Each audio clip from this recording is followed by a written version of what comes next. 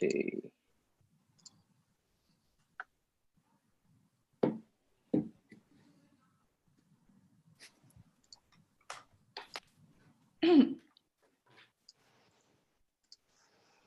Okay, we are now live. Hi. Okay, we see attendees streaming in. All right. Good afternoon, everybody. Ethan here from Investing Note.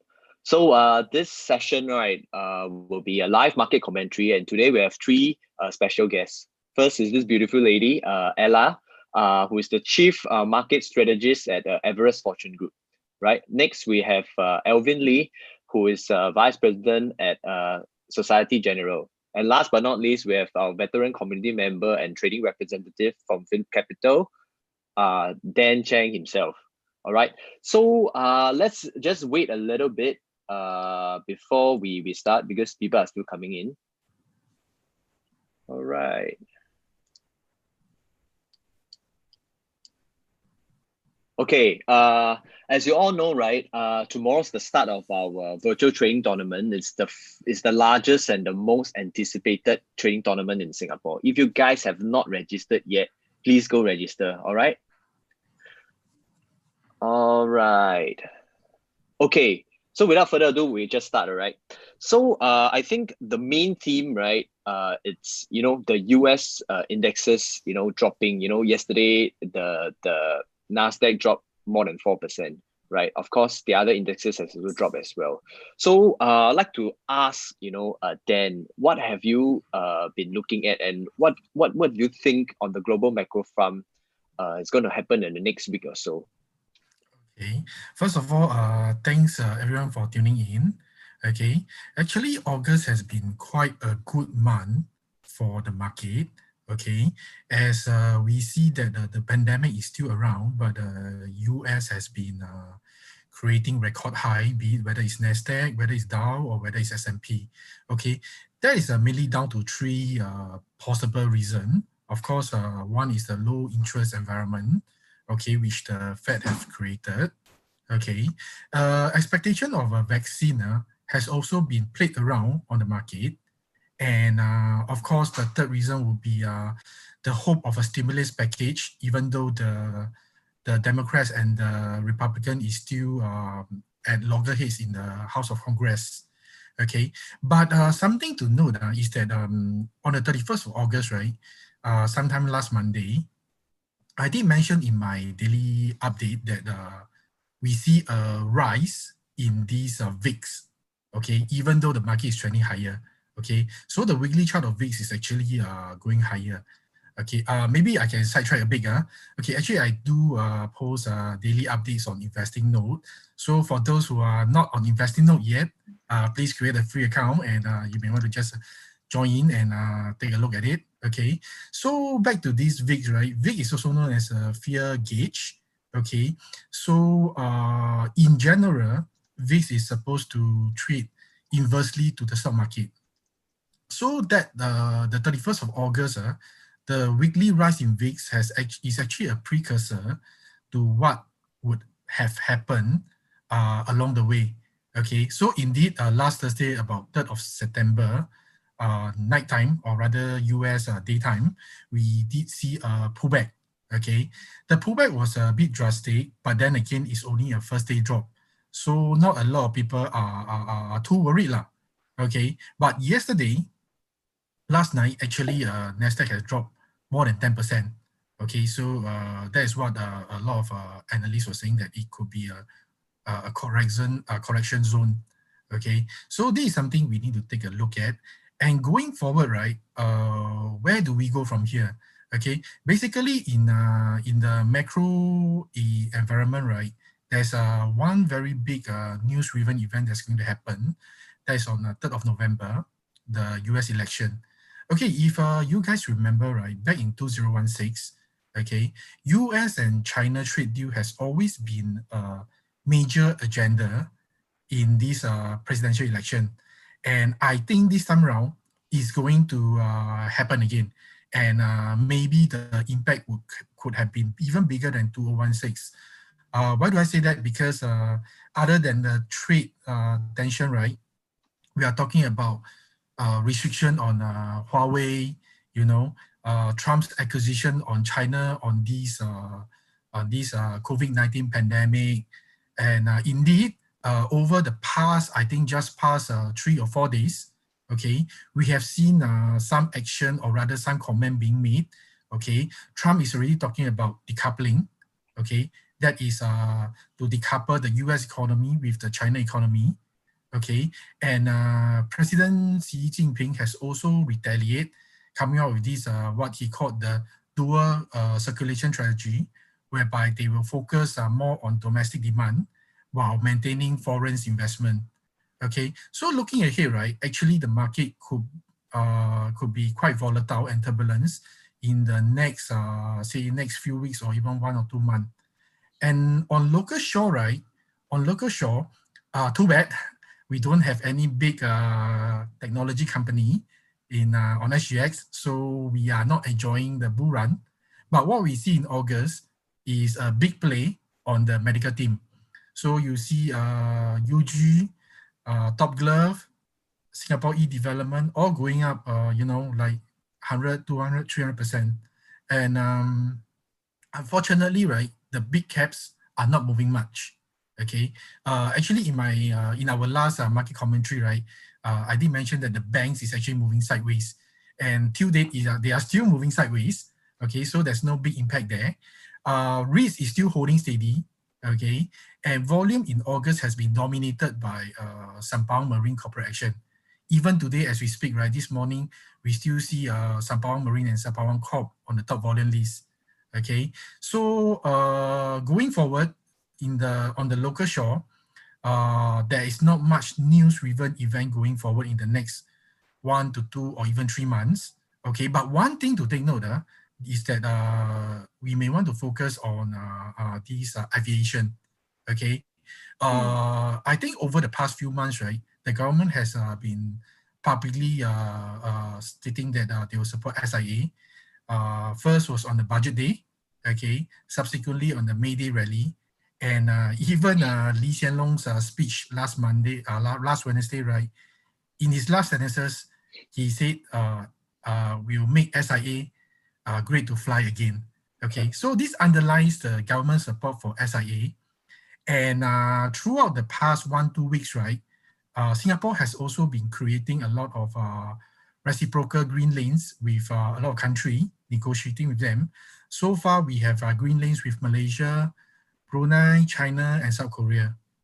Okay, so I think going forward, nothing much on local shore except for maybe focusing on aviation. Okay, and maybe just to add the last point, right, because as you all know, I'm a trading rep, so I'm on the ground actually.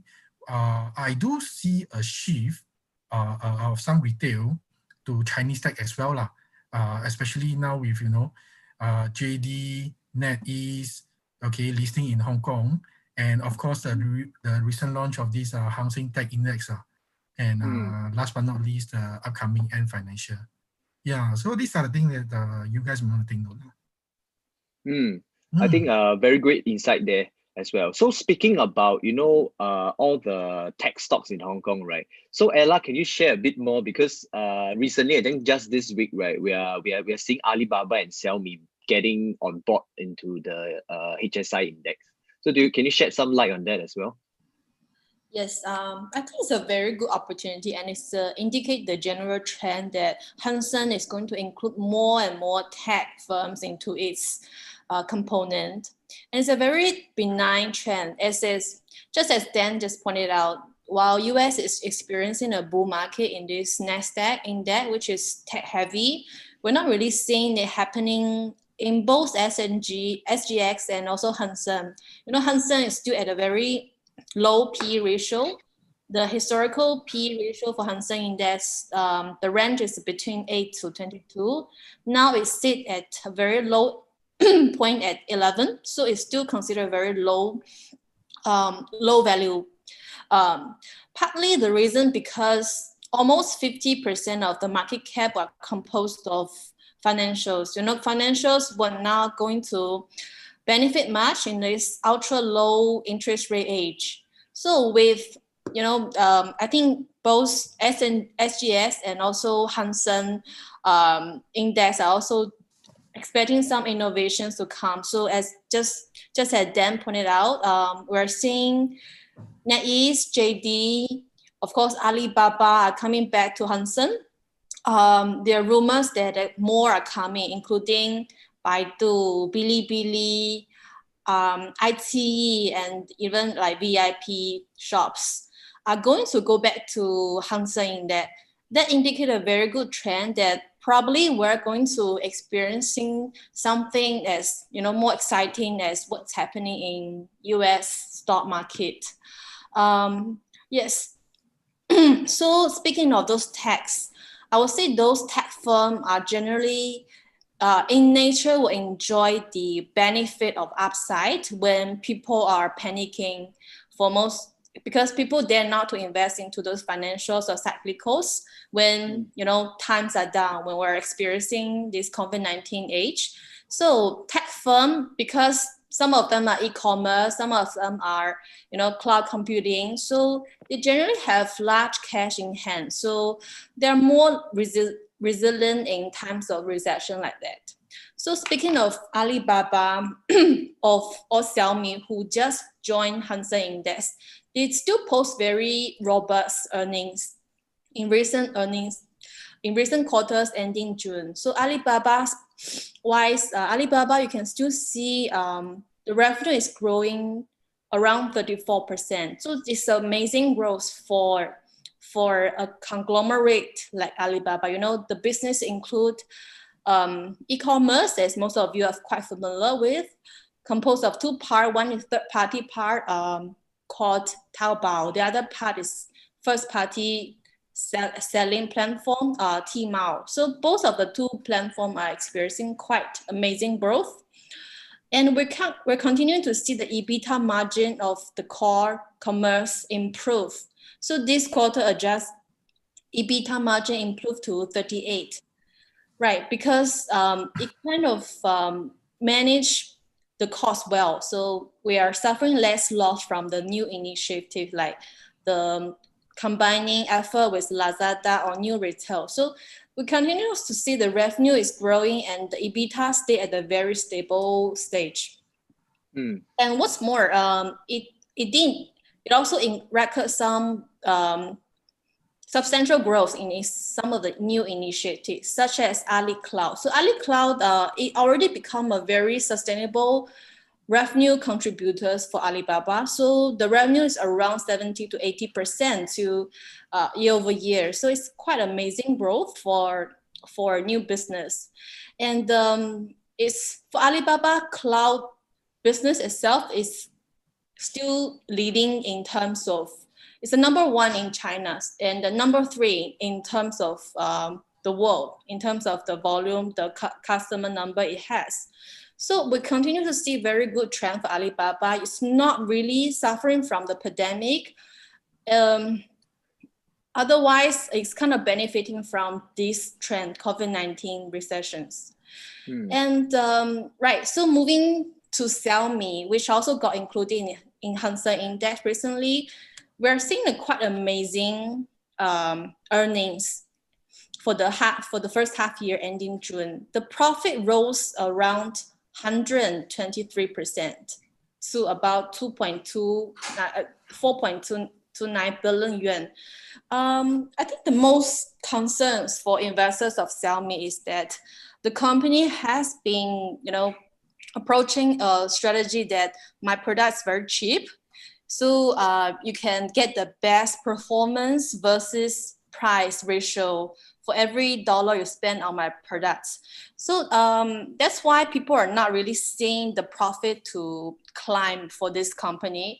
But however, we have seen a change of trend recently. So this half year, we have seen a growth in this high-end phone sales. It's basically because Xiaomi recently has adopted a new strategy of dual reputation, dual brands. So basically Redmi still sell for those, cheaper phones. And it has another brand called Mi to launch the higher end phones, which has seen an explosive growth in Europe as well as in China domestically, as China still stands for the biggest smartphone consumer market. So that's a very good trend that we have seen, and that's why the share prices has rallied about 30-40% after the earnings call. And then I think we still have some tailwinds, simply because this US ban on Huawei. So we have been known that Xiaomi has been performing very well in international market, especially in Europe, Southeast Asia, and India. But market share in China has been stagnating around 10% in China, and you cannot compare to Huawei or other like Oppo, some of the competitors right now. But with Huawei smartphone business now coming under threat because of the US ban, you can't really get those chips easily as before. So we believe that Xiaomi could see some strong smartphone share gains in China. So that's another tailwind that we could see from Xiaomi. So put it in a nutshell, first of all, we have seen a very strong earnings growth because it kind of moved to the higher end smartphone market. And the second point is because of Huawei, we might see some near-term market gains in domestic China, which still remains as its most profitable market. And I guess with more and more of these tech firms be included in Hang Seng Index, or they coming back to the Hong Kong market, we're not going to see this low valuation of Hang Seng Index anymore. This could be a very short time phenomenon you could see in history. But as NetEase, JD continue to perform very, very well. JD has been performing very well recently. We still have those like Baidu, Bilibili, a number of candidates that's going to go back to Hong Kong market, and we still have giant like Ant Financials, who is upcoming, yes, which is going to be listed soon in Hang Seng, both Hong Kong and A-shares. I think it's going to be a long-term push for Hong Kong market. So myself is generally more bullish on Hong Kong market, in the long term. All right, thanks for sharing, Ella. So I think, Alvin, of course, you're from Hong Kong, and the Hong Kong market has been, having all these tech stocks. So I would like to ask, how should investors and traders be leveraging on this exciting times? What can they do? Yeah, sure. As a Hong Kong person, I have been, I would say, very encouraged to see that Hong Kong market has been so hot, and seeing a lot of these Chinese tech companies returning to Hong Kong to be listed.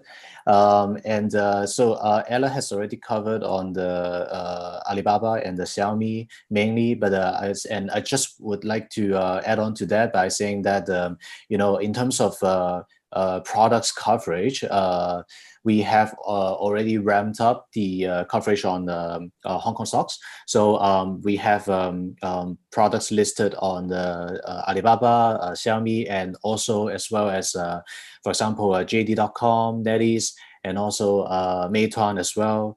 And so I think for traders who would like to capture short-term, stock price movement, either ups or downs, from these Chinese tech stocks as well as Singapore stocks, you can consider using a daily leverage certificate. And so I'm from Societe, and Societe is actually the issuer of this daily leverage certificate. So let me just give you a very quick introduction about what this product can do for you. So the daily leverage certificate, or say DLC, is actually a very simple leverage products. So for all the single stocks that we have previously mentioned, you can find a 5 times leverage DLC, either long or short, on all these stocks. So if, for example, if you buy a 5 times long DLC, for example, then if the, say on Alibaba, and if Alibaba today goes up by 1%, then today you should see that the 5 times long Alibaba DLC going up by 5%. So for every 1% movement in the stock, you can expect a 5% movement in the DLC. And if you are on the bearish view, then you can also consider buying a short DLC. So you can tell from the name whether it is a long or short DLC. So and I think DLC compared to many other leverage products is I would say more simple in the structure, because you don't have a lot of pricing factors that would affect the price. You don't have, for example, say implied volatility, like increasing time decay, etc. You also do not have like a risk of margin call, because DLC is listed on the cash market. So long as you have a broker account that you can trade stocks, then you can use that same account to trade DLC. So I think it's a very simple product. And let me just use our website to quickly share with you how to look up a DLC on the website, or if you are interested to understand more, you can actually go to our website to check out all the educational materials and videos as well, right? So let me just quickly share the screen with you. So this is the website, and first of all, the website link is dlc.socgen.com. Socgen is SOCGEN, okay, dlc.socgen.com. And then if you go to products, search, then you can see that, so these are the top DLCs traded today. So today, the Hong Kong listed Chinese tech stocks came back down because of the Nasdaq correction. So you can see that the top traders DLC today are not those Chinese tech stocks. For example, today top traders are HSI and Venture, and then DBS instead of all these Chinese techs. And for example, if you open up, say, let me just pick, for example, just this one, right? So it is actually a DLC on Venture. It's not on a Chinese tech, but we have covered all these Chinese techs. So for example, you see that the Venture today is up by 2% and then this DLC, DLAW, DLC SG5X Long Venture, it is a 5 times leverage product compared to the stock. So today, this DLC has gone up by around 12%-ish, which is approximately 5 times of the Venture movement in percentage. And you can see that this DLC is trading at a totally different price. So different DLC are at different prices, but usually they range from say 10 cents to around $3 to $4 in general. And I think, so you can check out the website to give it a try, or if you still have any questions, you can either ask in the Q&A session, or you can also call our hotline here, maybe after today's session. If you still have any questions, you can also call us at this number up above. And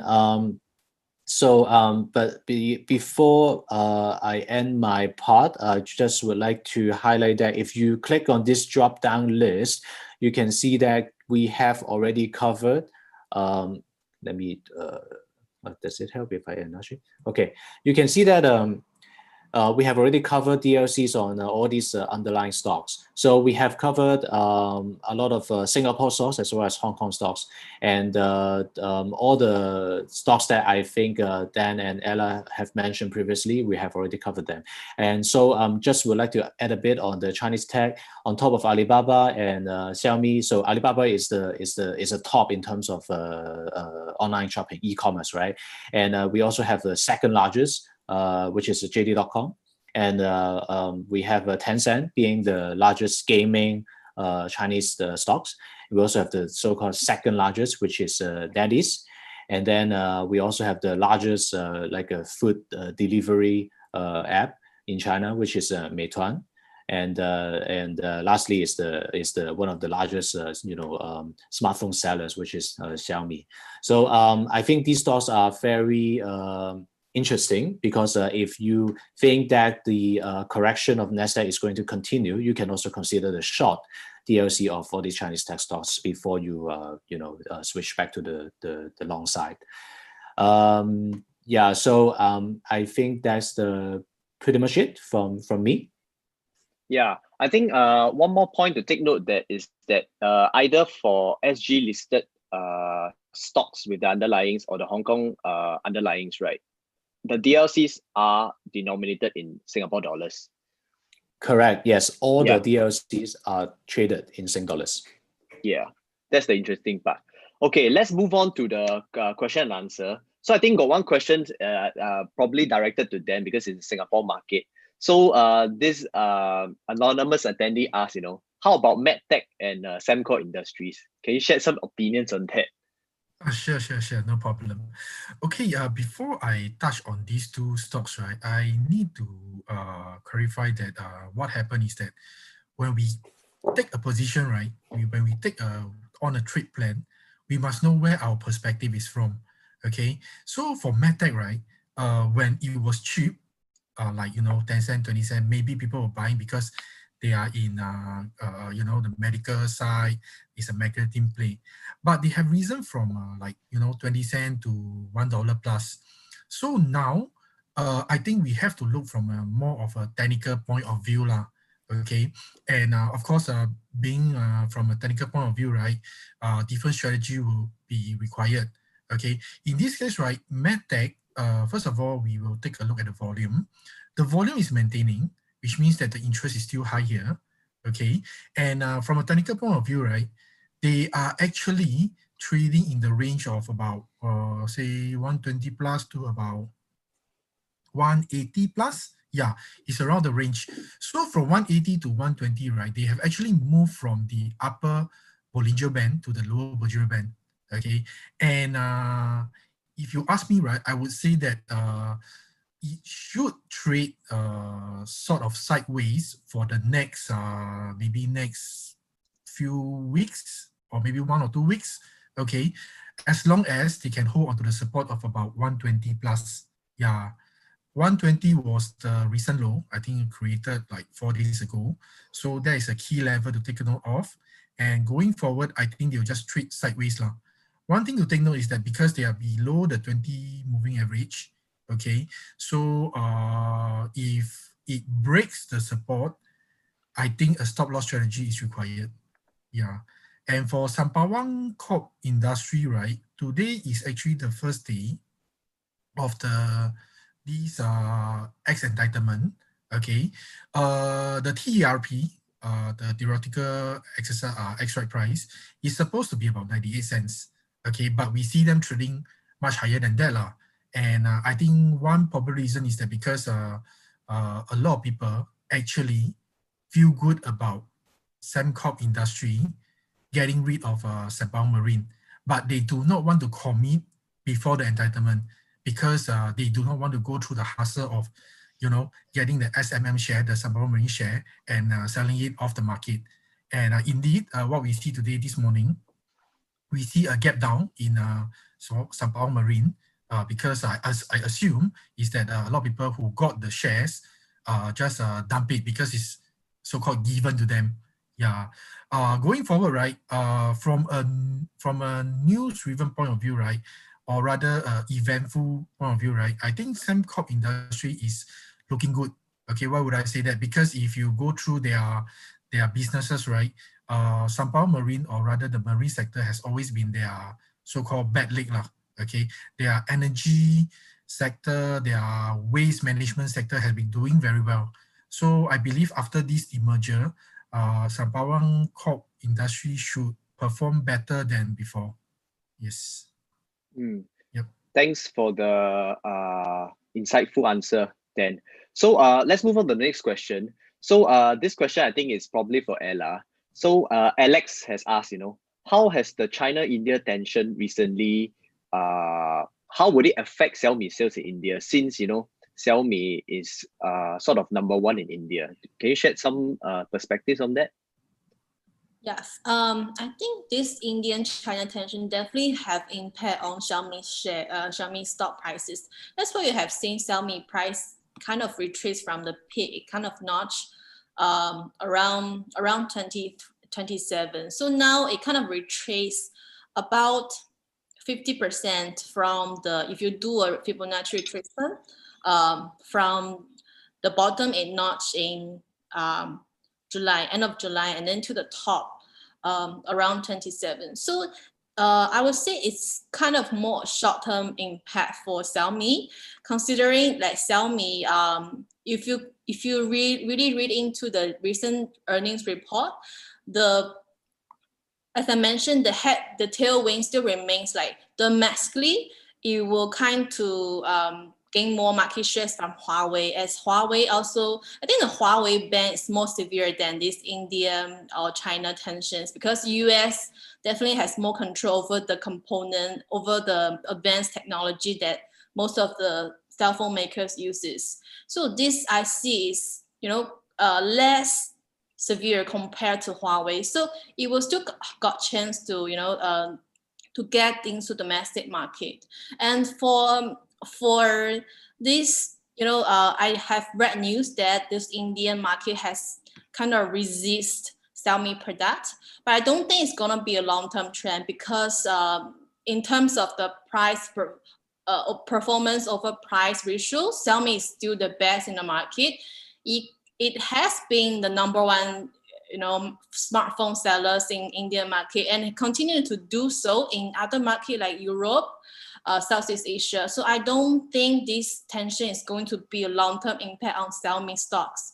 So if you do see what the management has been predicting, actually the outlook for both domestic sales and other, IoT, Internet of Things, IoT products are still pretty solid. They're still seeing like acceleration in this Internet of Things products, because we have already seen like over 5 million users using IoT products. And for each users, there are more than 5 devices on their platform. So this continue to be something that's going to hold the price, for longer term. That's going to be more long-term bullish factors for those stocks. So I do think, of course, I don't think it's a long-term damage to Xiaomi, but it also creates chances for you to get into the stocks. Yeah. Thank you, Ella, for sharing. Okay, we have another question. This is regarding Alibaba and the upcoming Ant Financial IPO. So Jia Wei has asked, right? How can retail investors actually take part in the IPO, or can we only buy, when it starts public trading? Can you shed some light on that as well? Yeah, so one thing we need to look at when you trying to take part in IPO is the float rate. So how many public shares they provide to the public. As I know from Ant Financial, the float rate is still relatively okay. So I think for some of the stock brokers, they provide such IPO services. You can do so in some the brokers which is more Hong Kong related. Yeah, so I guess some of the Hong Kong brokers do offer such things, but chances for you to get into get bid is really small. So they normally allocate according to the amount you put in the bid, but the percentage is really low. Yeah, you probably get 100 shares or 200 shares, but yeah. Basically, for retail investors, the share you can get from those very hot IPOs is very limited and really depend on luck. Yeah, I've seen somewhere that it's going to be one of the biggest IPO ever as well. So I think a lot of institutional, players, they will probably oversubscribe that as well, lah. Okay, so we have a next question. I think this question is for Alvin. So, Alvin. Alex has asked this question, right? So he noticed that some of these short DLCs there's a very low value and big B and ask margin. So for example, Xiaomi 5x short. So will you guys be issuing new DLCs in time to come for this kind of hot DLCs? Yep. Thanks for the question.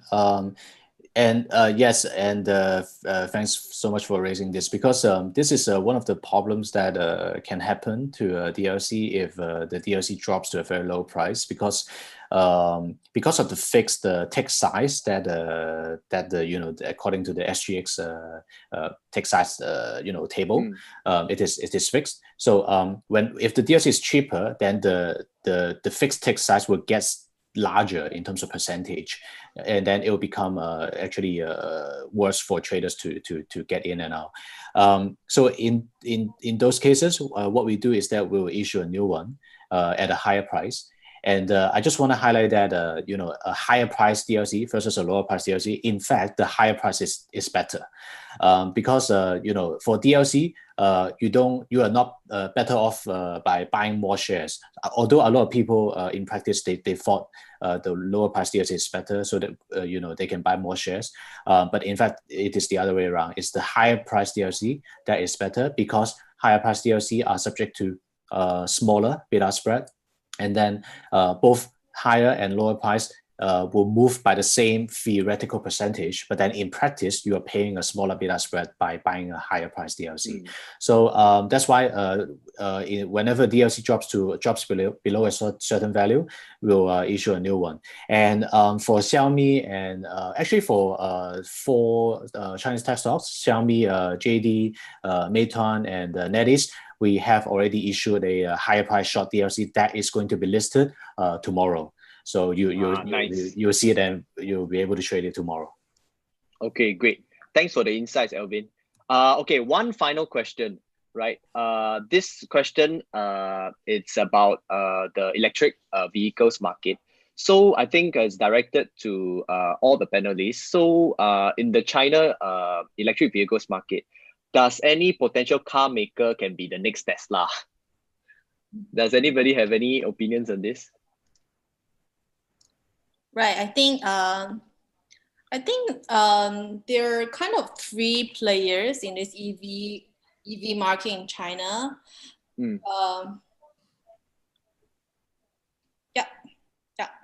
Sorry. Yeah. Can you see? Yeah. Yes, we can see. Currently, there are three major players, EV players in China. So I think most of you have noticed the stock price has been increasing quite crazily, right? And then there's Li Xiang car, and then of course but all these three cars they have different part in how their EV is made of, because I think but if you count this output, because I think the most hurdle for car makers is not really it's not really how differentiate you are doing these technologies, but rather market is more focusing on how much output you will have. Because for Tesla and also NIOs, the supply is limited. So if you want to order a Tesla or NIO from those China market, you have to wait for 2 or 3 months. So based on those output numbers, NIO is definitely the best compared to other two. So I think the monthly output is around 3,000, while Tesla in China sales is around 10,000.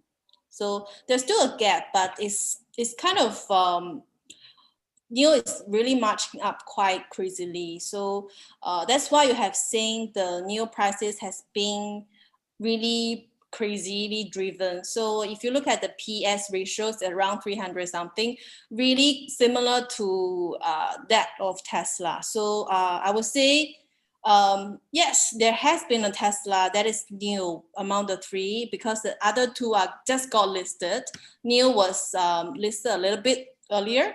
And if you want to chase it, it's not the wise choice for you because the PES ratios has been very, very high already. Yeah, somewhere similar to Tesla or even higher to Tesla. So I wouldn't think it's wise choice to still chase those names now. All right, thanks Ella for the wonderful insight. Okay, so I think we need to end the session here. It's supposed to be short and informative live market commentary. So just a shout out to all our panelists. Thank you all of you guys for spending the time to actually share with us your insights as well. So as you know, we're gonna have an upcoming tournament that's happening tomorrow. It's called the SG Active Trading Tournament, where there will be $10,000 worth of prizes to be given away. So if you have not registered yet, right, please go to our website and register. Yeah, it's going to be a free for all, and we're looking for the best traders in Singapore. All right. So with that, we end the session. Thank you, Ella. Thank you, Alvin. And thank you, Dan. We'll see you next week because this is going to happen weekly as well. All right. Thank you, everyone. Thank you. Thank you. Bye-bye. Thank you.